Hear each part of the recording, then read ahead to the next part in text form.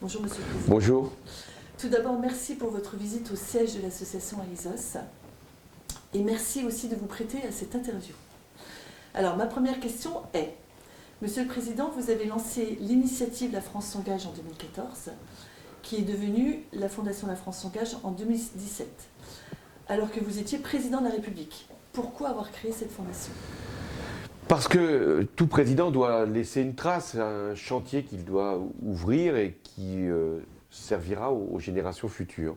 Donc je pouvais, comme mes prédécesseurs, créer un grand équipement culturel ou lancer une opération sur Paris ou sur des villes qui auraient gardé cette image du président. Et j'ai pensé que c'était mieux, en tout cas différent, de pouvoir lancer un grand chantier humain, c'est-à-dire de lancer un grand appel à l'initiative, à l'innovation, et que des associations ou des entreprises de l'économie sociale et solidaire puissent proposer ce qu'elles faisaient déjà pour être déployées à un niveau encore plus important.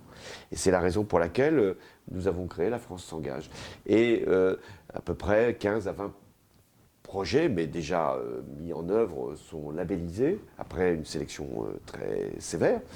Et aujourd'hui, on en est à 220.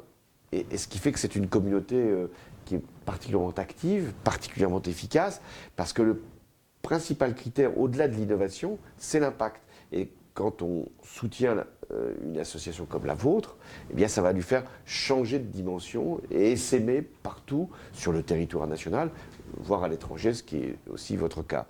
Donc c'est l'idée toute simple que ce que l'on peut faire au-delà même de l'État peut servir à l'intérêt général. Alors, votre fondation a soutenu pendant 4 ans Audition Solidarité. Qu'est-ce qui vous a plu dans notre concept ? C'était innovant, non pas parce que c'était un matériel technologique, même si ça comptait. C'était innovant, non pas simplement parce que c'était du recyclage, même si c'est important. C'était innovant et surtout nouveau dans la mesure où c'était un service qui n'était pas rendu. Et même s'il y avait eu des extensions de prise en charge pour les appareils audio, il y avait une grande partie de la population en France, et puis aussi à l'étranger, qui ne pouvait pas disposer de ce qui est un droit fondamental, entendre pour comprendre, entendre pour parler, entendre pour s'informer, entendre pour agir. Et donc nous avons considéré que c'était une initiative qui, si elle n'avait pas eu lieu, laisserait des milliers de personnes dans l'impossibilité d'écouter ou de comprendre. Mais ce que nous voulions savoir, c'est est-ce que c'était une organisation suffisamment efficace ? C'est-à-dire, est-ce qu'il ne s'agissait pas de reprendre des appareils qui n'étaient plus utilisés, c'était aussi de les remettre en état avec des audioprothésistes, avec des spécialistes, des otorinos, de manière à ce que ça puisse devenir en soi une entreprise à vocation sociale qui puisse être au service du plus grand nombre.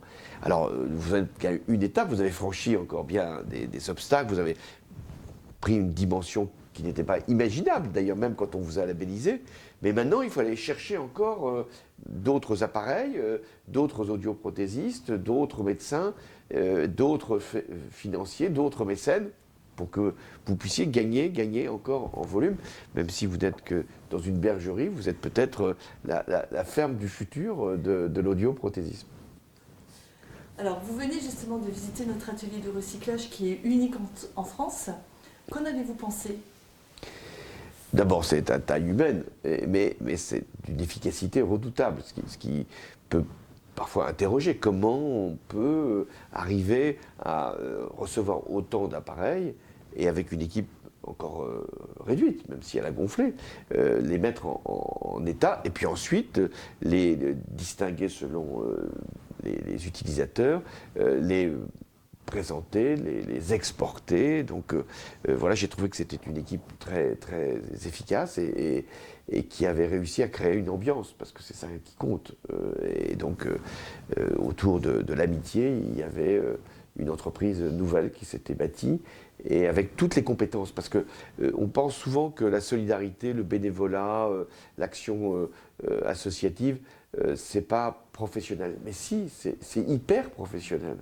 Et donc vous fournissez les meilleurs appareils qu'il soit possible de produire, et avec les meilleurs techniciens. Ils vont être contents. Alors, vous êtes venu en 2019 sur une de nos missions humanitaires à Paris, à l'hôpital La Rochefoucauld, accompagné de notre parrain Martin Hirsch. Vous avez rencontré nos bénéficiaires, nos mécènes, vous avez découvert notre chaîne auditive. Quels souvenirs en gardez-vous? Un souvenir très ému parce que, d'abord, il y avait des équipes, hein, il y avait des médecins, il y avait des audioprothésistes, il y avait des associatifs, et il y avait des utilisateurs, enfin, plus exactement, des demandes d'utilisation, des gens qui n'avaient pas d'appareil, qui n'avaient peut-être jamais eu d'appareil, ou ils n'avaient plus les moyens de se les offrir, et qui venaient, qui retrouvaient des sensations qu'ils avaient perdues. Et donc, une ouverture au monde. Chacun doit faire peut-être cet exercice de se boucher les oreilles pendant une partie de la journée et de comprendre ce qui est en train de se produire. On s'enferme, on n'a plus de contact avec l'extérieur, on doute de soi et on se marginalise. Et donc, faire que ce soit justement les personnes les plus précarisées qui viennent, c'était la condition pour que ces personnes sortent de la paupérisation, de la marginalisation et de la rue, quelquefois.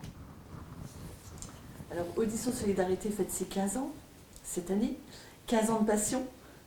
Quel message souhaiteriez-vous adresser à nos mécènes et partenaires qui nous soutiennent au quotidien?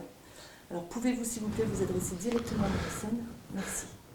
D'abord, je vous exprime toute ma gratitude d'avoir suivi ce que nous avions, nous, labellisé, c'est-à-dire comprendre que Audition Solidarité, c'est une chaîne qui va permettre que des personnes qui sont loin parfois de la possibilité d'accéder à la médecine, à la santé, puissent enfin être équipées, mieux équipées quand c'est possible.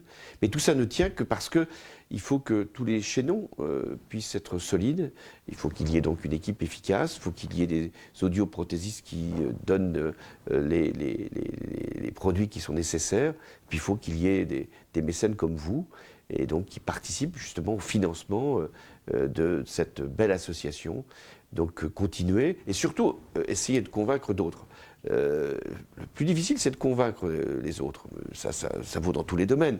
Il faut partir d'une bonne idée, ne pas penser qu'elle va s'installer naturellement. Il y a des idées qui doivent être défendues, portées, développées, parce qu'il y a tellement de scepticisme, il y a tellement de réticence, il y a tellement de gens qui pensent que on ne pourra jamais y arriver. Il faut montrer que l'impossible est toujours accessible. Alors pour terminer, Monsieur le Président, une question très courte. Audition Solidarité en un mot, ce serait lequel? Une affaire d'amitié.